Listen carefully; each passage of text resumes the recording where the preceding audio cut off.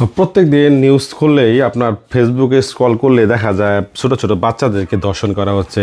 এমনকি 90 বছরের মহিলা পর্যন্ত আপনার এই ধর্ষণ থেকে বাঁচতেছে না। আমি মনে করি বাংলাদেশের পরিপ্রেক্ষিতে এটা বেশি হচ্ছে। আপনি যেই দলই করেন না কেন, আপনি আওয়ামী লীগ, বিএনপি করেন, জামাত করেন না কেন, আসলে যারা ধর্ষক তাদেরকে আসলে বাংলাদেশে মানুষ গ্রহণ করবে না। আমি বাংলাদেশ সরকারের প্রতি বিনীতভাবে আহ্বান জানাতে চাই যে যারা হচ্ছে এই ধরনের কার্যকলাপের সাথে সম্পৃক্ত আছেন তাদেরকে জনসম্মুখে সকলের সামনে ক্রসফায়ারে মারা হোক, তাহলে হয়তো বাংলাদেশ থেকে ধর্ষণের মতো অপরাধ কমবে। এবং এই ভিডিওটা প্রচুর পরিমাণ শেয়ার করে দেবেন। আপনি খেয়াল করেন, আপনার একটা ছোট বাচ্চা, 3 বছরের একটা বাচ্চা, 3 মাসের একটা বাচ্চা বাংলাদেশের মানুষের কাছে নিরাপদ না। আপনার একটা সন্তান স্কুলে পাঠাচ্ছেন, মাদ্রাসায় পাঠাচ্ছেন, আপনার সন্তানটা কি আদৌ বাসায় আসবে কি না সেটা আপনি নিশ্চিত না।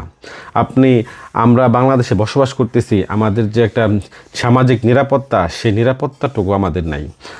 যদি থাকতো তাহলে প্রতিদিনই নিউজে কিন্তু রোজা রমজানের মাস, তারপরেও এরকম ধর্ষণের ঘটনাগুলো আসতো না। যারা এই ধরনের কার্যকলাপ করতেছেন তাদের প্রতি আমার বিনীতভাবে আহ্বান থাকবে, আপনাদের ঘরেও তো মা বোন আছে। আপনার ছোট একটা বাচ্চা, 3 বছরের একটা ফুটফুটে বাচ্চা, 4 বছরের একটা বাচ্চা, 8-9 বছরের একটা বাচ্চা, এটা তো আপনার মেয়ের মতো, আপনার বোনের মতো।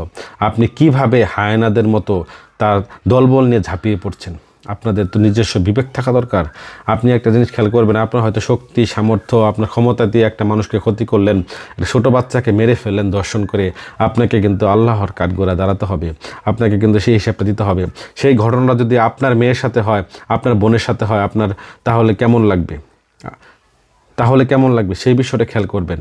এবং আমি প্রত্যেকটা মা বাবার প্রতি রিকোয়েস্ট করব, যাদের হচ্ছে ছোট ছোট মেয়ে সন্তান আছে, কন্যা সন্তান আছে, স্কুলে পড়াচ্ছেন, মাদ্রাসায় পড়াচ্ছেন বা বাসায় একা থাকে, অবশ্যই খেয়াল করবেন আপনার একটা সন্তান অন্য মানুষের কাছে কিন্তু কোনো কিছু না।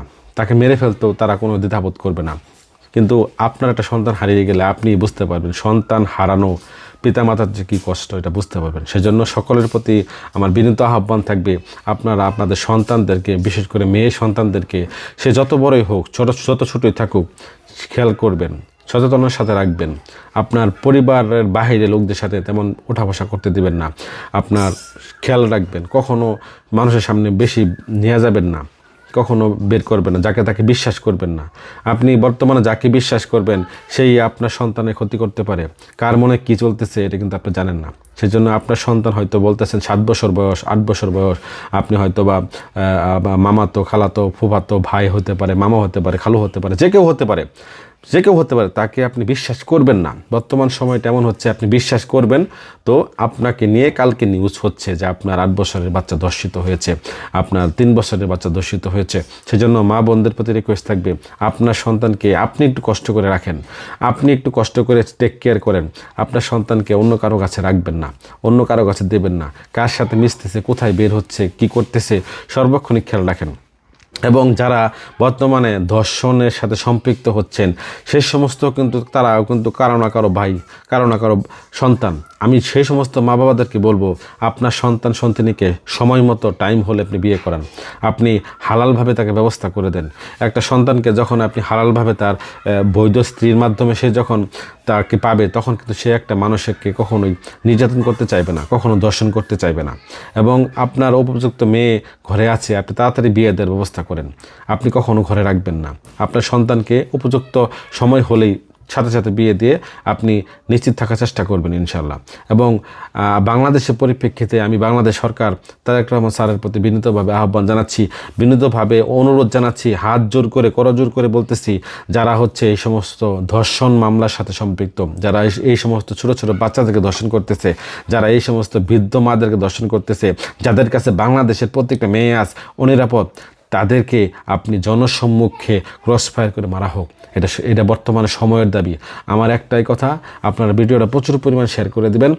বাংলাদেশে ধর্ষকদের কোনো স্থান নাই, সেটা যে দলেরই হোক, সেটা যে দেশের, সেটা যে বর্ণেরই হোক, দর্শকদের কোনো স্থান বাংলাদেশে হবে না। আপনারা সকলেই আমরা মিলেমিশে আজকে ঐক্যজোট হয়ে আন্দোলন করছি, ঐক্যজোট হয়ে বলতে চাচ্ছি, এই রমজানের মধ্যে তার আগে বলতে চাচ্ছি যে বাংলাদেশ হবে একটা নিশ্চিত দেশ, বাংলাদেশ হবে একটা সামাজিক নিরাপত্তার দেশ, যে দেশে কখনো কোনো দর্শনকারী থাকবে না, যে দেশে কোনো দুর্নীতিবাজ থাকবে না, যে দেশে কখনো কোনো চোর ডাকাত থাকবে না, এমন একটা বাংলাদেশ আমরা চাই। তার জন্য এই ছোট ছোট পদক্ষেপগুলো নিতে হবে। আপনারা যখন বাংলাদেশ সরকার যখন এই ধরনের আইনের প্রয়োগ করবেন, যখন দর্শকদেরকে ক্রস ফায়ার ওপেনলি মারা হবে, তখন কিন্তু একটা ব্যক্তি কখনোই দর্শন করার সাহস পাবে না। এটা এমন আইন করা হোক যে সাধারণ মানুষ কখনো দর্শনের ধারে কাছে যেতেই ভয় করবে। তাহলেই বাংলাদেশ থেকে দর্শনটা কমে যাবে ইনশাল্লাহ। ভিডিওটা প্রচুর পরিমাণ শেয়ার করবেন। তারেক রহমান স্যার বা ঊর্ধ্বতন কর্মকর্তা যারা আছেন, যারা আইন প্রণেতা আছেন, তারা এই ভিডিওটা দেখেছেন, একটু হলেও নাড়া লাগে, সমাজের মানুষজন একটু হলেও নাড়া লাগে। আপনার সন্তান আজ কতটুকু নিরাপদ, আপনার বোন আজ কতটুকু নিরাপদ, আপনার অনাগত সন্তান যে আসতেছে সে কতটুকু নিরাপদ। সেজন্য ভিডিওটা প্রচুর পরিমাণ শেয়ার করবেন। তারেক রহমান স্যার যদি ভিডিওটা দেখেন, আপনার সামনে যদি কোনোভাবে ভিডিওটা পড়ে, স্যার আপনার প্রতি অনুরোধ থাকলো আপনি এই জন্য একটা উপযুক্ত আইন করবেন, সরাসরি দর্শকদেরকে ক্রস ফায়ার করে মারা হোক, এই আইনটা প্রয়োগ করতে চাই ইনশাল্লাহ। সকলে ভালো থাকবেন, ভিডিওটা শেয়ার করবেন। আসসালামু আলাইকুম ওয়া রাহমাতুল্লাহি ওয়া বারাকাতুহু।